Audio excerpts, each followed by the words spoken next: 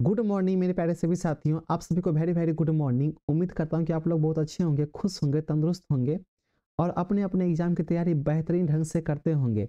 आज हम देखने वाले हैं SSC GD previous year question जो परीक्षा में पूछे गए थे।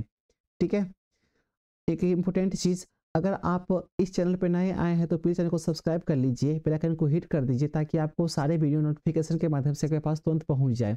ठीक है, चलिए देख लेते हैं एक एक करके सारे क्वेश्चंस। पहला क्वेश्चन है, एक निश्चित कूट भाषा में मरीन को 100 और नॉर्मल को 126 के रूप में कूटबद्ध किया जाता है, तो उसी भाषा में रियल एम को किस प्रकार कूटबद्ध किया जाएगा। ये रीजनिंग का क्वेश्चन है, तो इसका आंसर 78 हो जाएगा। करेक्ट आंसर इसका ए हो जाएगा। दूसरा क्वेश्चन देख लेते हैं, 8 व्यक्ति DEGHMNY और Z एक सीधी सी पंक्ति में उत्तर की ओर मुंह करके बैठे हैं। 8 व्यक्ति जो है ना सीधी सी पंक्ति में एक उत्तर की ओर मुंह करके बैठे हैं। ठीक है, देखिए ये पजल का क्वेश्चन है, अगर आपको रीजनिंग आती है तो आपके लिए क्वेश्चन बिल्कुल आसान होगा। ठीक है, मैं यहाँ पे बना नहीं रहा हूँ, तो इसका जो लास्ट का सिर्फ आप देखिए, क्वेश्चन अच्छे से पढ़िएगा। लास्ट का देखिए, यहाँ पे लिखा हुआ है एच के बाईं और कितने व्यक्ति बैठे हैं, तो यहाँ पे 3 व्यक्ति बैठे हैं, इसका करेक्ट आंसर ए हो जाएगा। तीसरा क्वेश्चन है, कौन सा अक्षर समूह दी गई श्रृंखला में प्रश्न चिन्ह के स्थान पर आकर श्रृंखला को पूर्ण करेगा। देखिए ये भी रीजनिंग का क्वेश्चन ही है, तो अगर ऐसे क्वेश्चन आपको आते हैं तो आप एग्जाम को जरूर पास कर पाओगे, नहीं आते तो बिल्कुल पास नहीं कर पाओगे, पहले आपको सीखना पड़ेगा। ठीक है, तो इसका जो आंसर हो जाएगा सी आंसर हो जाएगा। करेक्ट आंसर इसका सी हो जाएगा।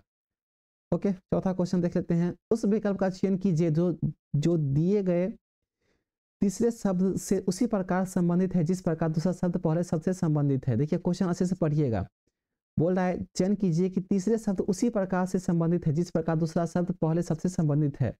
तो यहाँ पे दोस्त तो दुश्मन, तो मरना तो जीना। ठीक है, तो इसका आंसर करेक्ट आंसर डी हो जाएगा। ठीक है, पांचवा क्वेश्चन देख लीजिए, नीचे दिए गए समीकरण को गणितीय रूप से सही बनाने के लिए, देखिए अच्छे से पढ़िएगा क्वेश्चन को, गणितीय रूप से बोल रहा है, गणितीय रूप से सही बनाने के लिए किन दो गणितीय चिन्हों को परस्पर बदलना चाहिए। तो यहाँ पे दिया है, मैं यहाँ पे करेक्ट आंसर भी डाल दिया हूँ, लेकिन आप लोग ऐसे मत कीजिएगा, आप लोगों को बनाना पड़ेगा। ठीक है, तो यहाँ पे माइनस और डिवाइड जो है ना, उसको अगर आप अदल बदल कर दोगे, यानी कि इधर से उधर कर दोगे, तो आपका आंसर 420 आ जाएगा। तो इसका करेक्ट आंसर ए है। पांचवा क्वेश्चन है, 3 कथन दिए गए हैं। ठीक है, ऐसे ही क्वेश्चन आएंगे आपके एग्जाम में, एसएससी वाले में ऐसे ही क्वेश्चन आएंगे। 3 कथन दिए गए हैं जिनके बाद 3 निष्कर्ष 1 और 2 3 दिए गए हैं। पहले आपको 3 कथन दिए हैं, उसके बाद 3 निष्कर्ष भी दिए गए। भले ही वे सामान्यतः रूप से ज्ञात तथ्यों से भिन्न प्रतीत होते हो, निर्धारित करें कि कौन सा। ठीक है, अच्छे से क्वेश्चन पढ़िएगा। तो यहाँ पे देखिए कथन दिया है, कुछ पेंट ब्रश है, सभी ब्रश चित्रफल है, कुछ चित्रफल टेबल है। अब निष्कर्ष देखिए क्या निकल गया, कुछ ब्रश टेबल है, क्या कुछ ब्रश टेबल है क्या, चेक कर लीजिए। इसका कुछ पेंट चित्रफलक है, कुछ चित्रफलक ब्रश है, तो यहाँ पे इसका करेक्ट आंसर हो जाएगा केवल निष्कर्ष 2 और 3 अनुसरण करते हैं। ठीक है, कुछ पेंट चित्रफलक है और कुछ चित्रफलक ब्रश है। ठीक है, यहाँ पे दिया भी ना, सभी ब्रश चित्रफलक है, कुछ चित्रफलक टेबल है। ओके, सातवां क्वेश्चन है, दिए गए समीकरण को संतुलित करने के लिए विकल्पों में दिए गए 2 चिन्हों को परस्पर बदलना होगा। फिर से वैसे ही क्वेश्चन आ गया जैसा आपने, ये 7वां नंबर क्वेश्चन है, इसके पहले आपने ये भी क्वेश्चन देखा था 5वां नंबर। ठीक है, उसी प्रकार ये 7वां नंबर क्वेश्चन आ गया। तो यहाँ पे भी ना प्लस को और डिवाइड को अगर अदल बदल कर दोगे तो आपका ये 352 आ जाएगा। तो इसका करेक्ट आंसर एक हो जाएगा। ओके, 8वां क्वेश्चन देख लेते हैं, उस विकल्प का चयन करें जो चौथे पद से उसी प्रकार संबंधित है जिस प्रकार पहला पद दूसरे पद से संबंधित है और 5वां पद छठे पद से संबंधित है। देखिए कॉपी पेन आपको साथ में रखना है। ठीक है, ऐसे ही क्वेश्चन पूछे जाएंगे, आपको इसी टाइप से क्वेश्चन आएगा एग्जाम में, तो कॉपी पेन साथ में रख लीजिए, वीडियो को थोड़ा पॉज कीजिएगा और क्वेश्चन बना लीजिएगा कि सही है कि नहीं है। ठीक है, तो इसका जो आंसर हो जाएगा करेक्ट आंसर 296, करेक्ट आंसर इसका एक हो जाएगा। 9वां क्वेश्चन, एक निश्चित, ये भी रीजनिंग का क्वेश्चन है, एक निश्चित कुट भाषा में डांस को AECDN, देखिए डांस को ही मतलब डांस को उलट पुलट के लिख दिया है। ठीक है, और म्यूजिक को IUCMS, म्यूजिक को भी उलट पुलट के लिख दिया है, तो सॉन्ग को किसे लिखेंगे, तो इसका करेक्ट आंसर हो जाएगा 4। ठीक है, OGNS। 10वां क्वेश्चन देख लेते हैं, निम्नलिखित में से कौन सा विकल्प दी गई श्रृंखला में प्रश्न चिन्ह को प्रस्थापित करेगा। तो इसमें प्रश्न चिन्ह के स्थान पर कौन सा आएगा, तो 103, 110, 105 ऐसे दिया हुआ है। ठीक है, तो इसका जो करेक्ट आंसर है ना 3 हो जाएगा। ओके, 103 इसमें 7 जोड़िएगा तो 110 हो जाएगा, 105 ठीक है, तो 105 हो गया, फिर 103 3 जोड़ रहे हैं, 3 3 जोड़ रहे हैं ना, चेक कर लीजिएगा आप अपने हिसाब से, ठीक है। 11वां क्वेश्चन, निम्न में से कौन सी संख्या दी गई श्रृंखला में प्रश्न के स्थान पर आएगी? तो करेक्ट आंसर इसका 1 हो जाएगा, 24 आएगी। ओके, 4 को 2 से मल्टीप्लाई करेंगे तो 8, फिर 3 मल्टीप्लाई करेंगे, 8 को 3 से मल्टीप्लाई करेंगे तो 24 को फिर 4 से मल्टीप्लाई करेंगे तो 96 को 5 से मल्टीप्लाई करेंगे तो 480, और 40 को 6 से मल्टीप्लाई करेंगे तो 2880। तो इसका आंसर एक हो जाएगा। 12वां क्वेश्चन देख लेते हैं। 6 दोस्त हैं, देखिए फिर से पजल का क्वेश्चन आ गया, फिर से आप देख लीजिए, लास्ट में लिखा है कि तो ओ के बाईं ओर ठीक बगल में कौन बैठा है, ठीक है, तो करेक्ट आंसर इसका 2 हो जाएगा, एम बैठा है। ओके, 13वां क्वेश्चन देख लीजिए, कौन सा अक्षर समूह में दी गई श्रृंखला में प्रश्न चिन्ह के स्थान पर आकर श्रृंखला को पूर्ण करेगा? अब यहाँ पे भी ऐसा ही क्वेश्चन है ना, रीजनिंग का क्वेश्चन है ये सब। तो कौन सा अक्षर समूह में दी गई श्रृंखला में प्रश्न के स्थान पर आकर श्रृंखला को पूर्ण करेगा? तो EXQI, यानी कि करेक्ट आंसर इसका 4 हो जाएगा। 14 नंबर क्वेश्चन, किस विकल्प में निम्न शब्दों का वह क्रम दिया गया है जिस क्रम में वह अंग्रेजी शब्दकोश में आते हैं? देखिए, अगर आपको इंग्लिश भी आती है, मीनिंग भी आती है, तो आपके लिए बहुत ही आसान क्वेश्चन है। पहले आएगा इसमें पोडियम, ठीक है, पोडियम आने के बाद फिर पॉइंटेड करेगा, ओके, फिर पोलन करेगा, उसके बाद फिर पॉपुलर हो जाएगा, इस बार फिर पॉपुलेट हो जाएगा, तो इसका आंसर करेक्ट आंसर 4 हो जाएगा। उस विकल्प का चयन करें जो 5वें पद से उसी प्रकार संबंधित है जिस प्रकार दूसरा पद पहले पद से संबंधित है और चौथा पद तीसरे पद से संबंधित है। देखिए, यहाँ पे बोल रहा है कि जिस प्रकार दूसरा पद पहले पद से संबंधित है, जिस प्रकार पहला पद जो है दूसरे पद से संबंधित है, उसी प्रकार चौथा पद तीसरे पद से संबंधित है। तो आप इसे चेक कर लीजिएगा अच्छे से, क्यूस्ट जो है, क्यूस्ट, इसके बाद रिच, इसके बाद सॉल्व, ओके, तो इसका जो क्यूस्ट है उसका आप चेक कर लीजिएगा, तो STQ है ना, इसमें देख लीजिएगा अच्छे से, यू दिखा हुआ है। देखिए, पहला अक्षर इसका चेंज किया हुआ है, उसके बाद हाँ, दूसरा अक्षर बिल्कुल चेंज नहीं किया हुआ है, तो अच्छे से चेक कर लीजिएगा। आपका जो करेक्ट आंसर इसमें हो जाएगा 3 नंबर, GXNQU। ओके, 16वां क्वेश्चन देख लीजिए, PU परसेंटेज Q का अर्थ है PQ का भाई है, PU प्लस Q का अर्थ है PU Q की बेटी है। ओके, तो इसमें पूछा है यदि L plus M percentage N और 0 H क्या बोलते हैं इसको, P है, तो PL से किस प्रकार संबंधित है? तो इसका आंसर दादा हो जाएगा, करेक्ट आंसर 2 हो जाएगा। हैशटैग है, हैशटैग सर।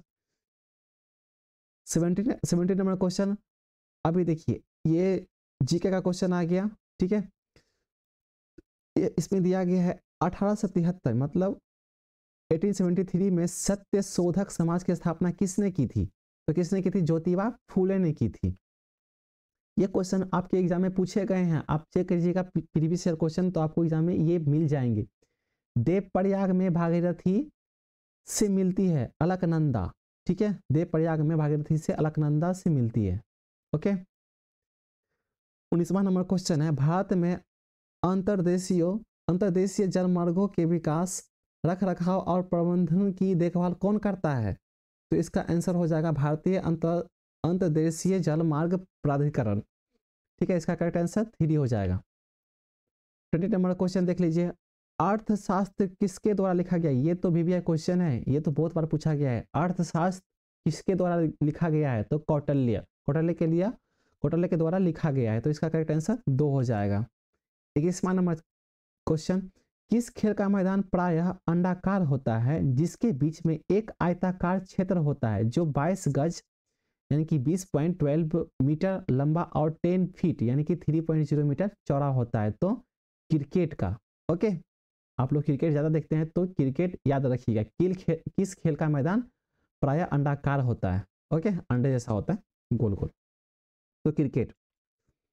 भारत के संविधान का निम्नलिखित में से कौन सा अनुच्छेद कुछ दशाओं में गिरफ्तारी और निरोध के संरक्षण प्रदान करता है? तो अनुच्छेद जो आर्टिकल पढ़े हैं आप, आर्टिकल 22 जो है ना, वो अनुच्छेद जो आप आर्टिकल 22 गिरफ्तारी और नियुक्ति के संरक्षण का प्रदान करता है, ठीक है, आर्टिकल 2022।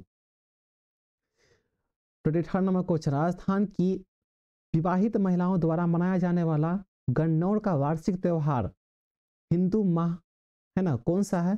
तो चैत है, हिंदू माह के अनुसार चैत में मनाया जाता है।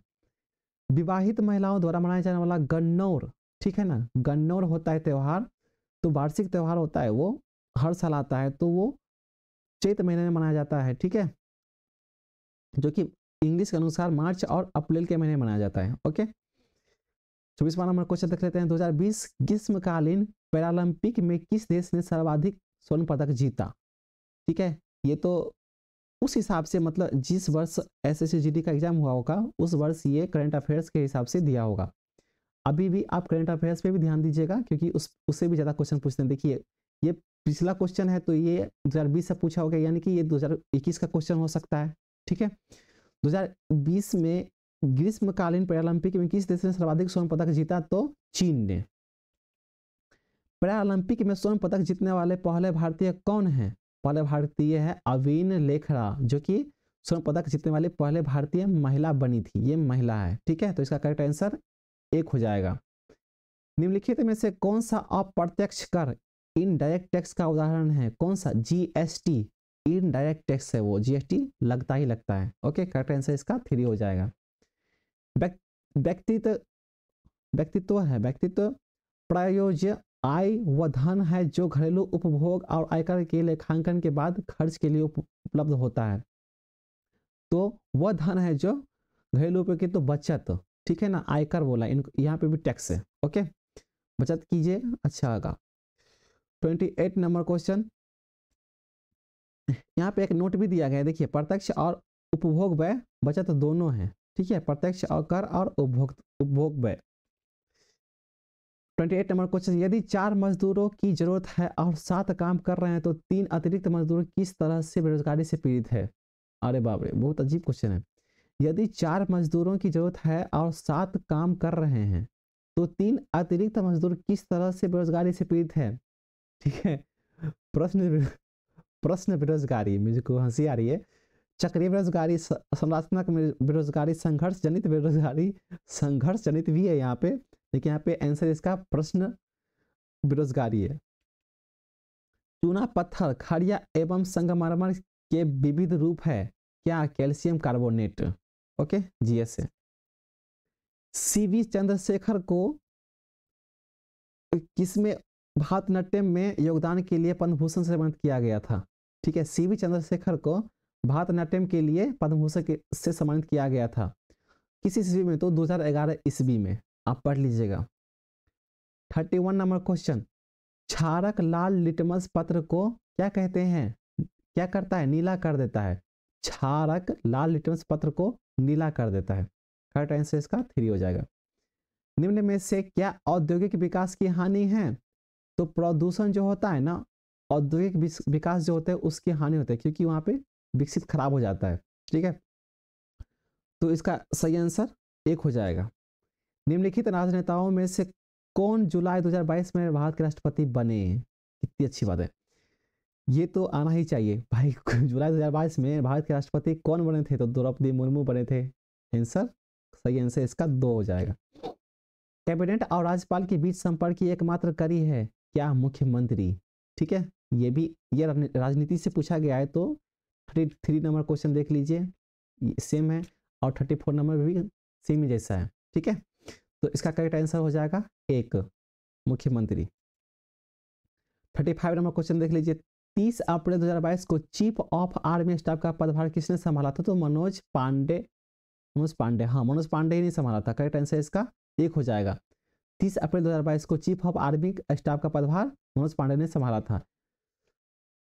हाँ, ये देखिए, वर्तमान में अप्रैल 2023, पहले देखिए 2022 था, 2022 30 अप्रैल 2022 से, लेकिन अभी वर्तमान में अप्रैल 2023 भारतीय थल सेना अध्यक्ष कौन है? तो वो भी वही है, मनोज पांडे, ठीक है। उन्होंने 30 अप्रैल 2022 से पदभार ग्रहण किया है। क्वेश्चन नंबर 37, नवंबर 2022 तक स्थिति के अनुसार भारत में केंद्रीय सूचना और प्रसारण और युवा कार्यक्रम और खेल मंत्री कौन है? वाह, भारत के केंद्रीय सूचना और प्रसारण मंत्री और युवा कार्यक्रम और खेल मंत्री तो अनुराग सिंह ठाकुर है। ठीक है, याद कर लीजिएगा। 38 नंबर क्वेश्चन, अल अलरमेल वल्ली निम्नलिखित में से किस शास्त्रीय नृत्य के प्रतिपादक हैं? तो भरतनाट्यम के। ठीक है, देखिए यहाँ पे नोट भी दिया हुआ है, ठीक है ना, पढ़ लीजिएगा। 39 नंबर क्वेश्चन, आग में घी डालना, ये हिंदी का क्वेश्चन आ गया। आग में घी डालना उपयुक्त मुहावरे में रिक्त स्थान की पूर्ति उचित शब्द द्वारा कीजिए। मतलब आग में घी डालना है ना, यहाँ पे बोला है मुहावरे को पूरा कीजिए। तो आग में घी डालना, बोलते हैं ना आग में घी मत डालो, तो आग में घी मत डालो, नहीं तो और ज़्यादा बहुत ज़्यादा आग बढ़ जाएगा। ठीक है बोलते हैं जले पे नमक मत डालो, तो इस तरह बोलते हैं आग में घी मत डालो। यहाँ पे नमक भी दिया गया है ऑप्शन में, तो इसका सही आंसर एक ही है, घी है।